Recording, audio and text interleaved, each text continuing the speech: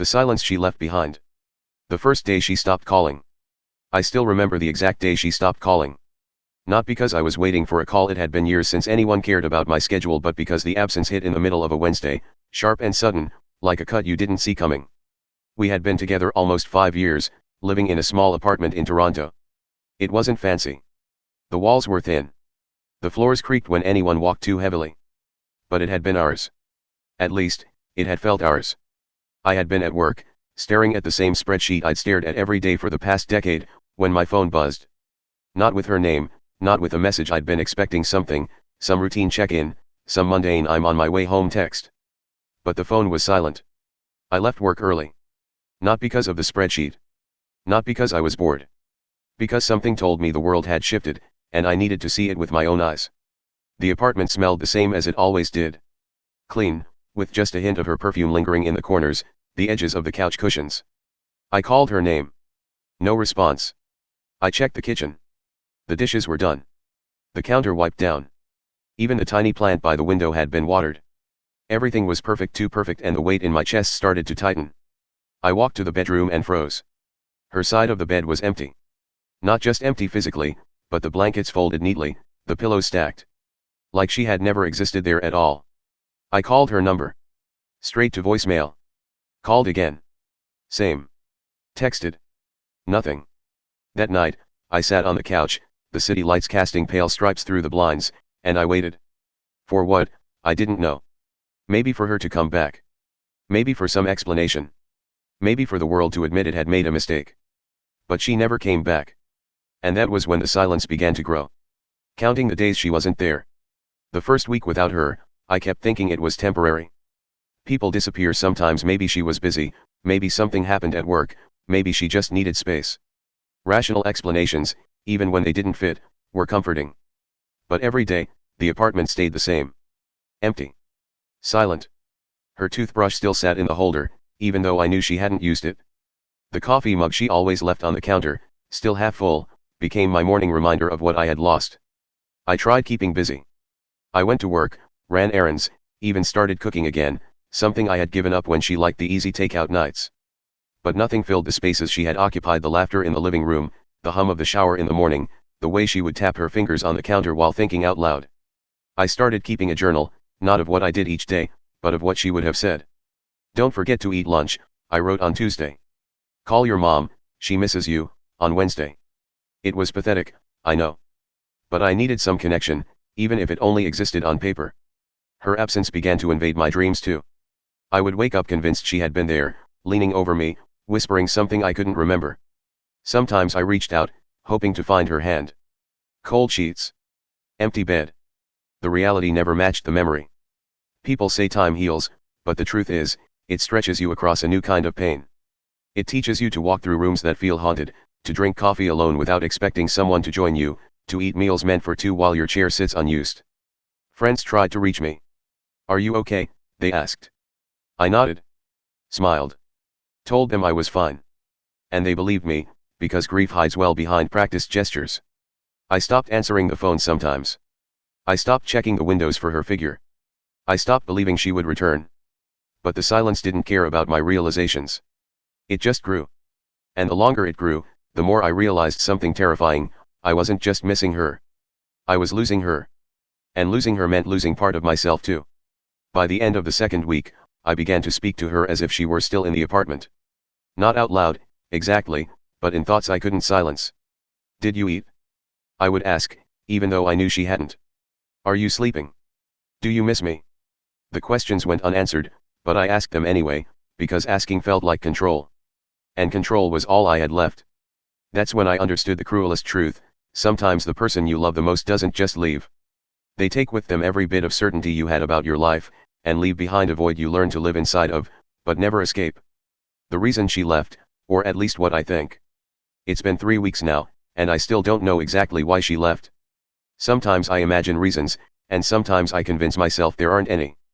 But in the quiet of the apartment, in the echo of footsteps that don't exist, I come back to the same thought: she wanted something I couldn't give. I replay our arguments, trying to find the fracture point. Was it the time I forgot our anniversary? Was it the time I snapped at her over something insignificant?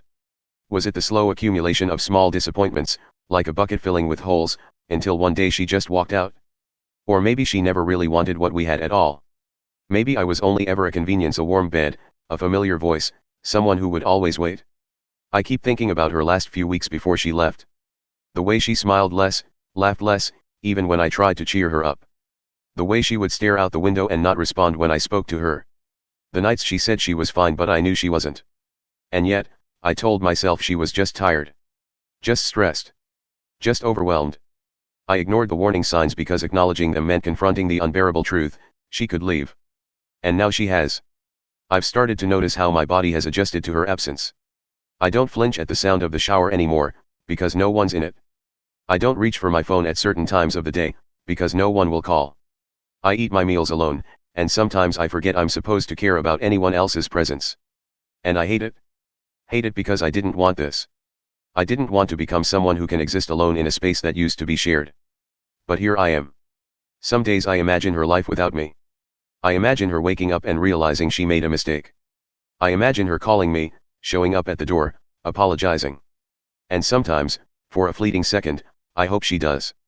Then I remember the man I was when I loved her, and I realize he's not who I am anymore.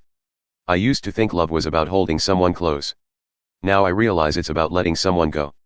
And learning to live in the silence they leave behind. The apartment feels emptier than it did on the first day. Not physically, but emotionally. I think the emptiness is worse because I'm aware of it now. I see every corner she used to occupy, every sound she used to make, every habit she brought into this space. And I know it's gone. Permanently. So I talk to her in my head. I apologize for things I don't even know I did wrong. I forgive her for leaving. I replay the moments I loved most and wish I could freeze them, even knowing that would only trap the memory in amber, useless and untouchable. And I wait. Not for her to return, God, I know better, but for myself to return. For the part of me that existed only in her presence to stop aching and start existing again. Learning to breathe in the silence. I didn't notice it at first, but life has a way of filling in spaces, even when you don't want it to. A week passed after my realization about why she left, and slowly, almost imperceptibly, the apartment started feeling less like a mausoleum and more like a place where someone could exist. I started small. I made coffee again, not the kind she liked, not the shared routine, just me. I started washing the dishes without looking at the cabinet where her plates used to live. I began walking through the hallway without expecting to see her shadow leaning against the wall. It didn't make the pain vanish. Pain doesn't vanish. It reshapes itself. It becomes a quiet companion instead of a roaring enemy. I began to notice the world outside my apartment, the trees shaking in the wind, the way the sunlight hit the pavement in late afternoon, the sound of cars passing down the street. Things I had seen before but had never really observed. Some nights I still dreamed of her. Not like before, where she was alive and laughing and I was chasing her. Now, she was a ghost in my dreams, fleeting, unreachable, a reminder of what I lost. I woke up with her face burned into my memory, but the ache had dulled, softened by distance and time. I started talking to friends again. At first it was small talk, awkward and hesitant. Then conversations became deeper. I realized I had isolated myself not because I wanted to, but because I had forgotten how to live for anything beyond her presence. I went out for walks, the kind where you don't have a destination, just movement. The city no longer felt like it was mocking me. It felt like it was waiting, like it had always been waiting, for me to notice it. Sometimes I think about her. Always, really.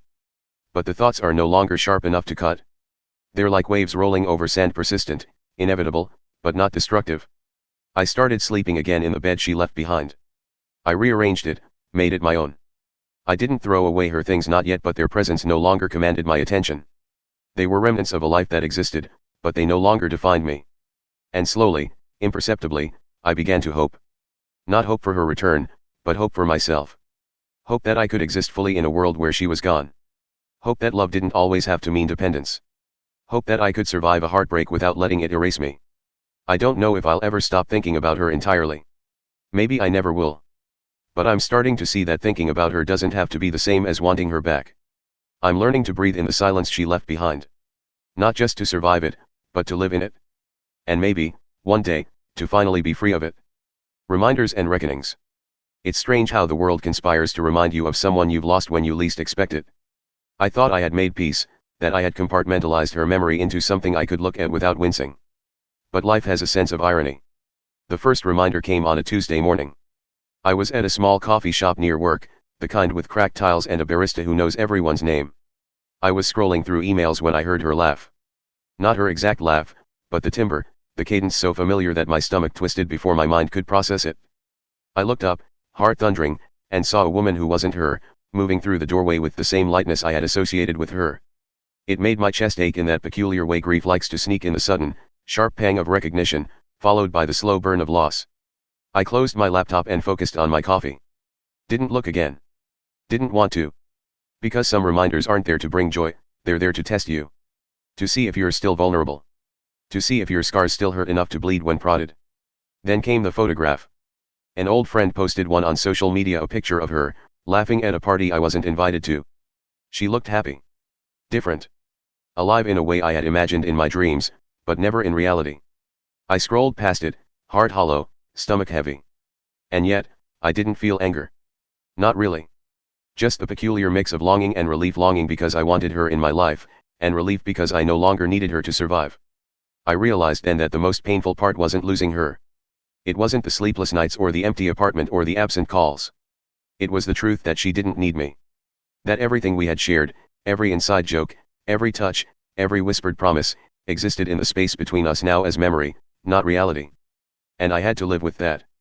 Some nights, I replay the moment she left. Not to punish myself, not to wish she had stayed, but to understand the shape of my own heart. I examine the fractures, the gaps, the places where love was insufficient and where resilience took its place. And slowly, I see the lesson. That love can be deep and true, and still not enough to keep someone from leaving. That pain can shape you, but it doesn't have to define you. That absence can hollow you out, or it can give you space to breathe. I sometimes speak to her in my mind. Sometimes I whisper, sometimes I shout. Sometimes I simply exist in the silence, listening to the echo of what was and the quiet promise of what could be. I don't think I'll ever stop missing her entirely. But I no longer wish for her return. I only wish for myself to live, to feel, to love again someday, maybe differently, maybe better, maybe wiser. Because the truth I've finally learned is that closure isn't a person. It isn't a phone call, or a letter, or an apology. It's a state of being. And I think, at last, I've begun to inhabit it.